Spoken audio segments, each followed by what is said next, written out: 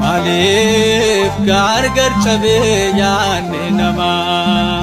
Malif gargar chabe yaane nama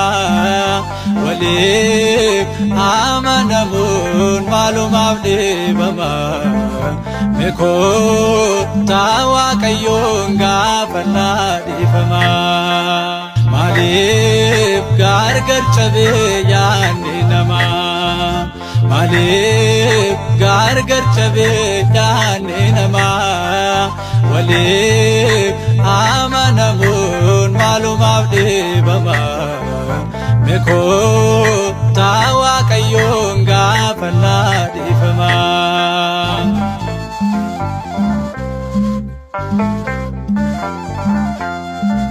Bara keenya keessa xiqqaadhaaf guddaane taasa waliin gaalo walli baay'aadhaane boolla waliif goota walirraat kahoone ibboo naatti taate maali gooftaa kuni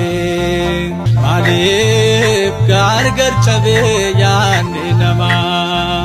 Malif gargar chabe yaane nama Walif amanamun malum avde bama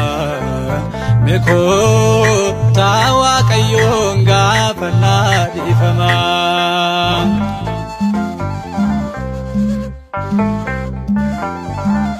Doa bisa kena dabarse hadosa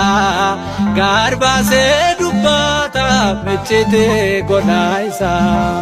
mali bobsa daba namni barakana hado saje se akamin walgana malif gargar chabe yaane nama Malif gargar chabe yaane nama Walif amanamun malum avde bama Meko tawa kayonga panna difama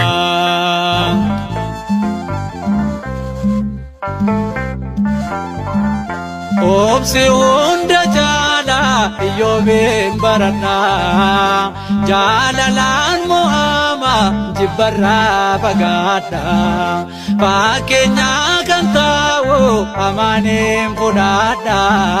Kana tahu beka kalbi jejirata Malif gargar chabe yaane nama Malif gargar chabe yaane nama Walif amanamun malum avde bama Meko tawa kayonga panna difama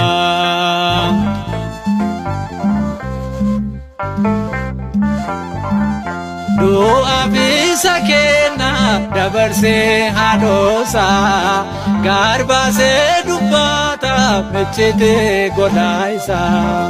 mali bobsa daba namni barakana hado saje se akamin walgana malif gargar chabe yaane nama Malif gargar chabe yaane nama Walif amanamun malum avde bama Meko tawa kayonga panna difama Malif gargar chabe yaane nama Malif gargar chabe yaane nama Walif amanamun malum avde bama Meko